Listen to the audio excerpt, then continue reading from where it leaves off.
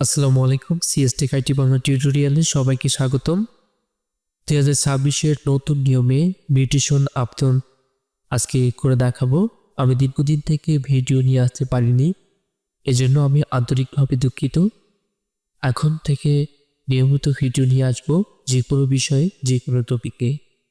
তো আমি computer related এবং বিভিন্ন সফটওয়্যার রিলেটেড, ফটোশপ থেকে শুরু করে ভিডিও এডিটিং ইত্যাদি অনেক কাজ যেগুলো আমি প্র্যাকটিস করি, নিয়মিত করি, সেগুলোর আমার যে জ্ঞান রয়েছে সেগুলোই আমি এই চ্যানেলে শেয়ার করার চেষ্টা করি।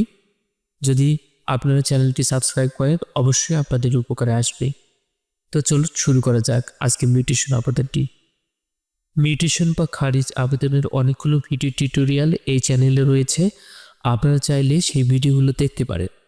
তো এক একটি আবেদন এক এক নিয়মে করা হয়ে থাকে, অর্থাৎ ডকুমেন্টেশনের ক্ষেত্রে অনেক সময় ভিন্নতা হয়ে থাকে, যাতে করে আপনারা এই টিউটোরিয়ালগুলো দেখে আপনারা যে কোনো আবেদন কভার করতে পারেন। এজন্য আমি অনেকগুলো টিউটোরিয়াল তৈরি করছি।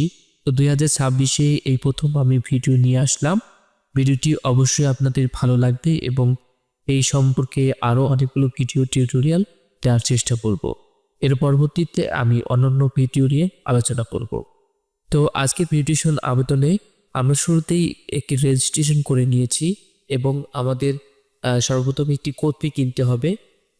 মিউটেশন আবেদন এবং কোড ফি কেনার জন্য আমরা সর্বপ্রথম মিউটেশন যে অপশন রয়েছে প্রোফাইল থেকে এই মিউটেশনটি অপশনে ক্লিক করব। অবশ্যই আমি প্রোফাইলটি আইডি কার্ড দিয়ে ভেরিফিকেশন করে নিয়েছি। এখান থেকে নতুন আবেদন করুন এই অপশনে ক্লিক করে দিব। এরপর ইতিমধ্যে কোড ফি পরিশোধ এখানে ক্লিক করে আমরা যদি কোড ফি কেনা থাকে সেই তথ্য দিয়ে আমরা আবেদনে প্রবেশ করতে পারি। আমরা যেহেতু নতুন করে কোড ফি কিনবো, সেহেতু কোড ফি 20 টাকা পরিশোধ করতে হবে। এই অপশনে ক্লিক করে এনআইডি কার্ড সহ যাবতীয় তথ্য দিয়ে আমরা অগ্রসর হব। এখানে নাম, জাতীয় পরিচয়পত্র নম্বর, জন্ম তারিখ, বিভাগ, জেলা, উপজেলা এবং ফোন নম্বর এবং ঠিকানাগুলো লিখে দিব। তারপর পরবর্তী বাটনে ক্লিক করে দিব। এরপর 20 টাকা পেমেন্টের অপশনটি পেয়ে যাব। ইন্টারনেট ব্যাংকিং সিলেক্ট করে আমরা অগ্রসর বাটনে ক্লিক করব। এরপর বিকাশ, নগদ, উপায় যে কোনো একটি মাধ্যম সিলেক্ট করে অগ্রসর হব। আমি বিকাশ মাধ্যমে পেমেন্টটি করব, এর জন্য বিকাশ সিলেক্ট করেছি। এরপরে আমরা এখানে বিকাশ নাম্বারটি তুলে দিব। এরপর বিকাশ নাম্বারটিতে যে ওটিপিটি চলে আসবে 6 সংখ্যার, সেই ওটিপিটি এখানে প্রবেশ করিয়ে কনফার্ম যে বাটনটি রয়েছে এই কনফার্ম বাটনে ক্লিক করে দিব। এরপর বিকাশ পিনটি দিয়ে কনফার্মে ক্লিক করে দিব। পেমেন্টটি ভেরিফাই হয়ে গেলে আমাদের আবেদন নাম্বারে কোড ফিটি চলে আসবে, সেই সাথে এখানেও আমরা কোড ফিটি দেখতে পারবো। এভাবে ট্র্যাকিং নাম্বার এবং ফোন নাম্বারটি শো করবে। সতর্কতা হচ্ছে, এই ট্র্যাকিং নাম্বার দিয়ে 7 দিন পর্যন্ত আবেদনটি করা যাবে। তো এখানে আবেদন করুন এই অপশনে ক্লিক করে আমরা সরাসরি আবেদনে প্রবেশ করতে পারবো। যদি এই অপশনটি না চলে আসে, তাহলে আমরা যে ট্র্যাকিং নাম্বারটি আমাদের ফোনে চলে আসবে সেই ট্র্যাকিং নাম্বার এবং ফোন নাম্বারটি ব্যবহার করে আবেদনে প্রবেশ করতে পারবো। তো আমি সরাসরি আবেদনে প্রবেশ করছি। 1 নম্বর অপশনে রয়েছে যে সূত্রে মিউটেশন আবেদন করবেন সেটি সিলেক্ট করতে বলা হয়েছে। আমি সরাসরি মিউটেশন আবেদন করব, এজন্য সরাসরি সিলেক্ট করে দিচ্ছি। এরপর রয়েছে কিভাবে মালিকানা অর্জন করেছেন। আপনি যে জমিটি খারিজ করবেন সেটি কিভাবে মালিকানা অর্জন করেছেন সেটি সিলেক্ট করে দিব। এখানে রয়েছে ক্রয়, উত্তরাধিকার, হেবা, বন্দোবস্ত, ডিক্রি ইত্যাদি ইত্যাদি রয়েছে। তো যে মাধ্যমে আপনি সম্পত্তির মালিক পেয়েছেন সেই মাধ্যমটি সিলেক্ট করে দিতে হবে। আমার আবেদনটি ক্রয় সূত্রে, আমি ক্রয় সিলেক্ট করে দিচ্ছি। 1.1 গ্রহীতা বা আবেদনকারী 18 বছরের কম বয়সী কিনা সেটি বলা হয়েছে। যদি না হয়ে থাকে তাহলে না দিবেন, যদি হা হয়ে থাকে তাহলে আপনারা জন্মসনদ দিয়েও আবেদনটি করতে পারবেন। তো আপনি কি প্রতিনিধির মাধ্যমে আবেদন করতে চাচ্ছেন কিনা সেটি করতে পারবেন। যদি যে গ্রহীতা রয়েছে তিনি যদি অসুস্থ বা যে কোনো কারণবশত সমস্যা হয়ে থাকে তাহলে প্রতিনিধি হিসেবে একজন আবেদনটি করতে পারে। এরপর আবেদনকারী একজন হলে একক এবং একাধিক হলে যৌথ সিলেক্ট করে দিব। আবেদনটির গ্রহীতা যেহেতু একাধিক রয়েছে সেহেতু আমরা যৌথ সিলেক্ট করেছি এবং এই জমিটি তারা সমভাবে বন্টন হবে কিংবা ভিন্নভাবে বন্টন হবে সেটি আমাদের সিলেক্ট করতে হবে। আমার জমিটির বন্টন হবে সমভাবে, সেহেতু আমরা সমভাবে সিলেক্ট করে দিব। এরপর ততদিন বাটনে ক্লিক করে আমরা প্রাপ্তবয়স সিলেক্ট করে দিব এবং গ্রহীতার তথ্য এখানে আমরা সংযোজন করব। তার ছবি এবং জাতীয় পরিচয়পত্রের তথ্য, নাম, ঠিকানা, জেলা, উপজেলা এগুলো সন্দর্ভে আমরা এখানে লিখব, তারপর সংরক্ষণ করে দিব। তো এভাবে আমাদের যতগুলো গ্রহীতা রয়েছে তাদের তথ্য এখানে আমরা সংযোজন করব। তো আমি একে একে সবগুলো গ্রহীতার তথ্য সংযোজন করে নিচ্ছি। গ্রহীতা বা এনআইডি কার্ডের তথ্য সংযোজন করার সময় অনেকেরই সমস্যা হয়। তো কি সমস্যা হয়ে থাকে সেটি আমি এখন দেখাচ্ছি। তো এখানে আমরা 2টি গ্রহীতার তথ্য দিয়েছি, এখানে আরও একটি গ্রহীতার তথ্য আমাদের দেওয়া প্রয়োজন।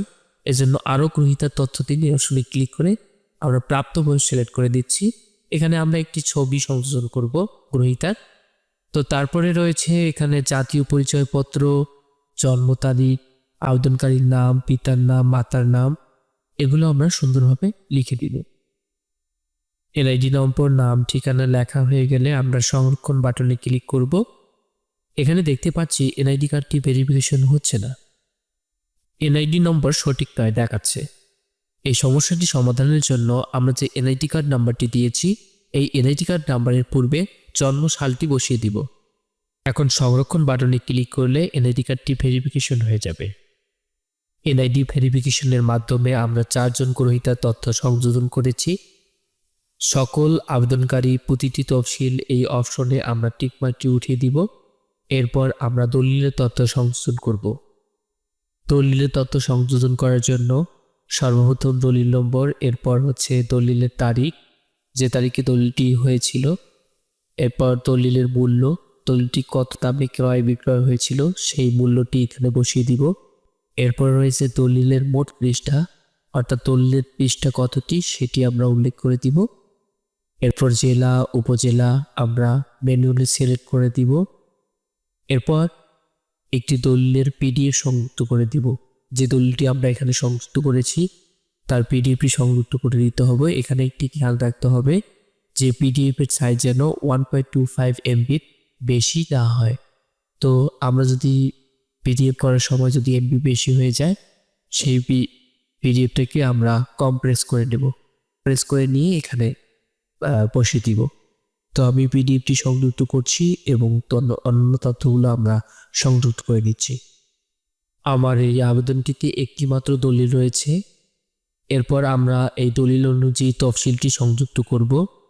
এখানে সর্বপ্রথম বিভাগ, জেলা, উপজেলা সিলেক্ট করার পরে আমরা মৌজাটি সিলেক্ট করে দিব।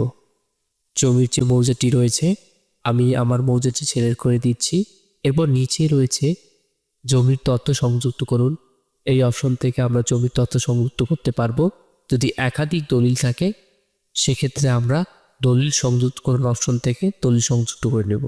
তো আমি তফসিলটি সংযুক্ত করছি। সর্বপ্রথম দলিলটি সিলেক্ট করে দিচ্ছি এবং যে খতিয়ানটি আমরা দিব সেই খতিয়ানের হোল্ডিং নম্বর, খতিয়ান নম্বর এবং জরিপ আমরা সিলেক্ট করে দিব। তো এখানে হোল্ডিং নম্বর এবং জরিপটি সিলেক্ট করে দিব। আমি RS জরিপ থেকে আবেদনটি করছি, এখানে আদেশ সিলেক্ট করে দিয়েছি।